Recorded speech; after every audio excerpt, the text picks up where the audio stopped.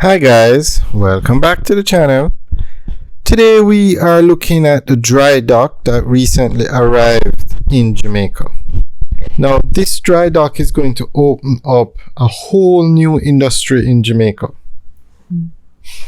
This dock, or the dry dock, will be able to lift ships out of the water so that they can be repaired or maintained. So it's going to open up a whole new industry in Jamaica because as of today, they don't have any dock like this, any dry dock like this in Jamaica. So it arrived at the German shipyard in Harbourview. This dock is located in the Kingston Harbour near Harbourview. And it's not commissioned into service yet, but it's being done. It arrived late August, towards the end of August.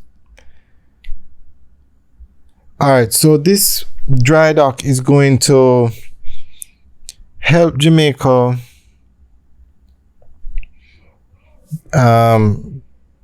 Jamaica stands to gain significantly from logistics sector.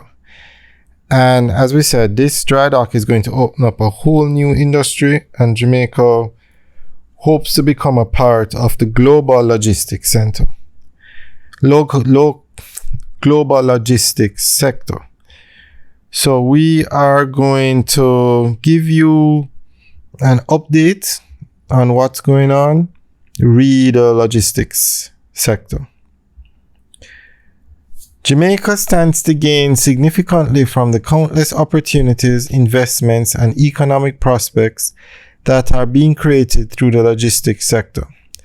The global industry was worth US $5 trillion in 2015 and is projected to grow to US $15 trillion by 2023. If Jamaica can get 1% of that pie, we will be in a much more advantageous position, highlights Manager of Logistics and Infrastructure at Jamaica Promotions Corporation, JAMPRO. Mr. Gittins, in highlighting the business prospects that the logistics sector presents, says there is an opportunity for the country to seriously tap into services such as ship chandling and home porting. Ship chandling is the provision of goods to ships when they come here. And currently Jamaica has close to 4,000 ship calls per year. And on the cruise side, we have over 7 cruise ships home porting in Jamaica. That is, the cruise starts and ends in Jamaica, he notes. So persons going on a cruise may fly to Jamaica, start the cruise in Montego Bay, go throughout the Caribbean, and then end back in Montego Bay, then fly out. Mr. Gittins explains. He cites the potential to increase airlift and visitor arrivals, and for farmers and other suppliers to provide the ships with goods such as water and produce. JAMPRO is aiming to have companies use Jamaica as a hub where they land their goods, and then we distribute to Brazil, Honduras, El Salvador, Guatemala, and Panama. So this we see as a significant logistics investment and value added, he reasons. Mr. Gittins further highlights prospects in the areas of ship maintenance and repair. He points out that the ships that call at the ports per year will require some maintenance and and small repair.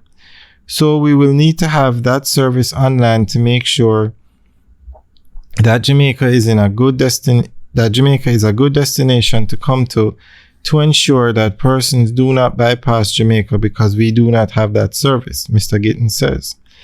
Meanwhile, Public Relations and Human Resource Manager at German Ship Repair Jamaica Limited, Dr. Bright Tim, says that the establishment of its ship maintenance and repair facility will significantly contribute to Jamaica's logistics sector and economy. The company started business in Jamaica in 2016 with the intention to build a ship repair facility in Kingston Harbour to boost employment and introduce the country to viable economic activities in the shipping and maritime industry.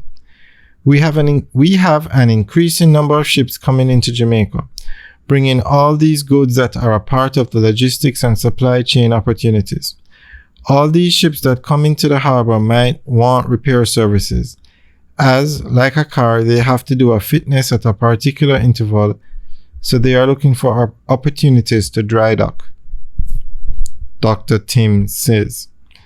She adds that having no shipyard in Jamaica means ship owners and operators have to deviate their vessels from Jamaica, and so they either do not stay as long here or take other routes altogether. So adding this facility to the logistics hub, it will add a very critical element that we can benefit from, Dr. Tim's reasons. She notes that while the ship repair yard will employ approximately 600 people permanently, there will also be the need for subcontractors to provide technical services. There is also the opportunity for other companies and entities, as housing will be needed for these persons who will be coming in, also transportation and hotels. Visitors to the city will increase. Persons will have to eat, and during their visit they are going to be spending a significant amount of money here in Kingston, she outlines.